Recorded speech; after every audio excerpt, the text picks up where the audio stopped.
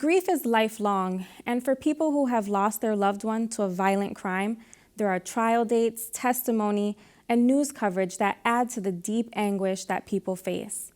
At Baystate Medical Center in Springfield, there is a Homicide Bereavement Program. To find out more, Carolee McGrath spoke with Michelle Mathieson, whose daughter Amanda Plasse was murdered in 2011, and Gina O'Niel, whose sister was murdered in Hampden in 2010. Jen Castonguay from Baystate's Family Advocacy Center also joined the conversation. The Homicide Bereavement Program is a VOCA-funded program, which is a grant, and so all of our services are free. People can come in and have individual therapy, group therapy. We also have yoga, and we have events like the Peace and Remembrance in December, and in April we have a big memorial event to remember the loved ones that have been lost by violence. So I'd like to start also with you, Gina. Tell me a little bit about your story and about your sister. So on July 30th, 2010, my sister was sleeping and my 15-year-old niece had broke up with her boyfriend, and they were all sleeping. It was the middle of the night, and he had ridden his bike from Springfield to Hampden and broken the basement, and nobody knows what his intentions were, I mean, to this day. If he wanted Mariah, I mean, my sister pretty much died protecting her. She opened her bedroom door and he was standing there with a ski mask on and a t-shirt and a knife in his hand. And he gravely wounded my sister's boyfriend and murdered my sister and made my niece watch it. So she ran away, thank God, and got away, or else I think she would have been the third victim. And he left via bike. So he was arrested that morning. But my sister died, and her boyfriend was gravely injured. And I got custody of my niece, and I started going through the Homicide Bereavement Program, which is a wonderful program. I mean, I've met amazing people there who I never would have met in any other walk of life. But now we're bonded by this, club that nobody should or ever want to belong to, but thank God we're all together because nobody understands better than a person that's been through it. And I know that you met Michelle, under these circumstances as well, in that club that nobody wants to be part of, but I know you have both become great friends. Michelle, tell me about your daughter, Amanda. My daughter, Amanda, was murdered August 26th of 2011 while she was getting ready for work. She knew the person who murdered her, but they weren't close. They just knew each other throughout the neighborhood.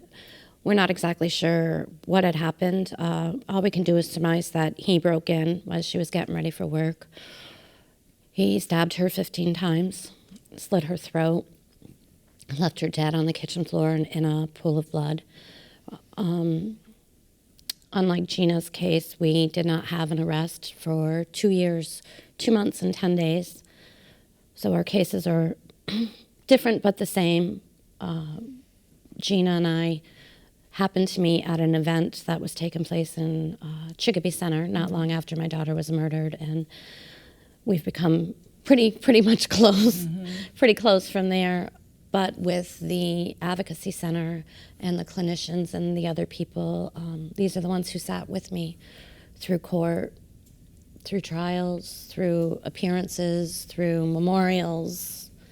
And again, it's balloon releases. It's the club nobody wants to belong to, but here we are to kind of stand together and let each other know that you don't have to be alone. How do you have the strength to talk about this? I know you both have, high-profile cases, and to talk about it, time after time, interview after interview, or if you're talking, to an audience or a group. Well, where do you get that strength from? I know for me, I never want my sister forgotten, and I want her name to be out there, and I know that she would do this for me. I also want people to know that this happens. I mean, it's, I like I said, this is stuff I watched on TV. I never thought it would affect my life.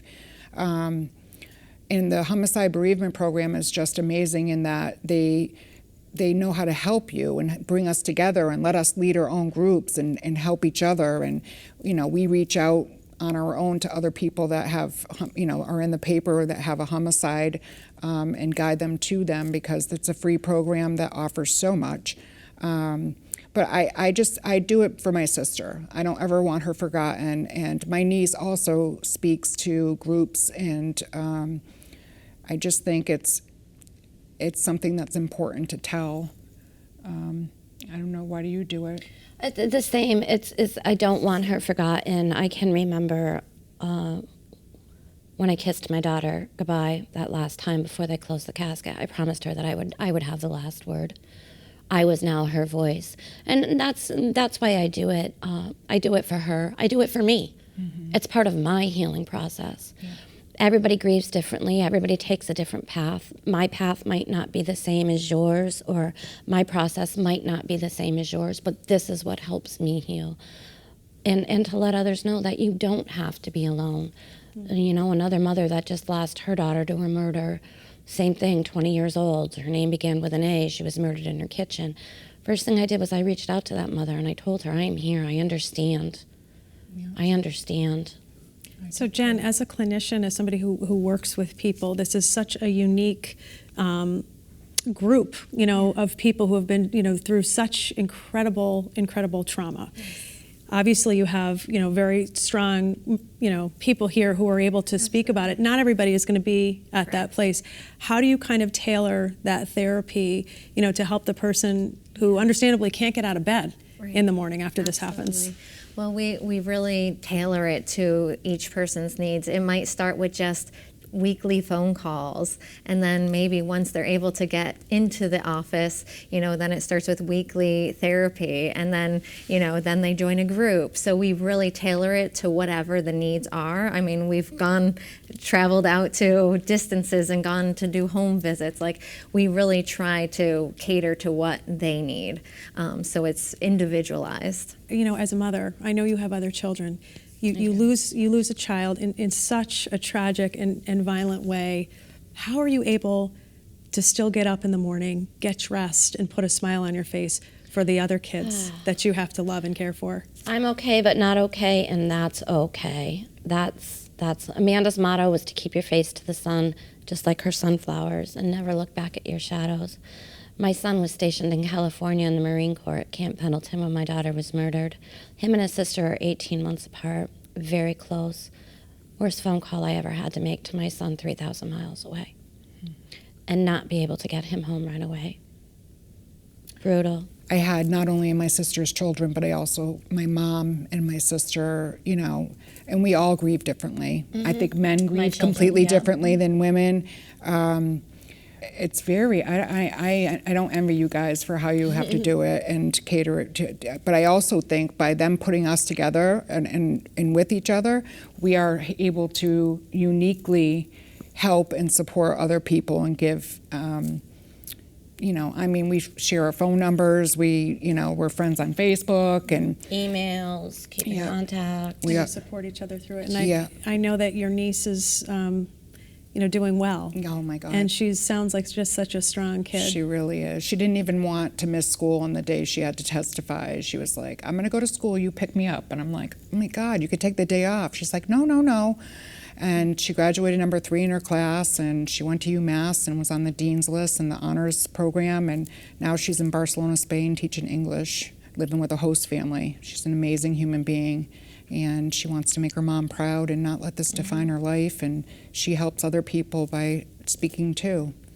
And I have my sister's tattoo. This is her signature, and her ashes are in the ink. And I take her on all my adventures with me because it's not fair that she's gone, so I will do it for her. And I think that's another thing, that instead of laying down, because if I did stop, I probably would get in bed and put the covers over my head and never speak. Absolutely. But I know my sister wouldn't want that for me, and I have to be there for her children, and I have to be able to, live for her, because it wasn't her choice, or she wasn't sick. Somebody took her life, and so I'm going to do it until I meet her again and see, It's the stigmatism too, especially for me with Amanda's case and it being such a high-profile case, and coming from, a smaller town.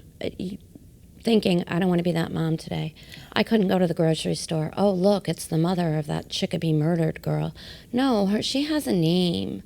She hasn't, and it's, yeah, that, it's tough, and then you think about not getting up in the morning. There's still, you still have a life to lead, a family to run, a household that needs to be cleaned, a job that needs to be done, and there's been days where you just want to just crawl and say no more.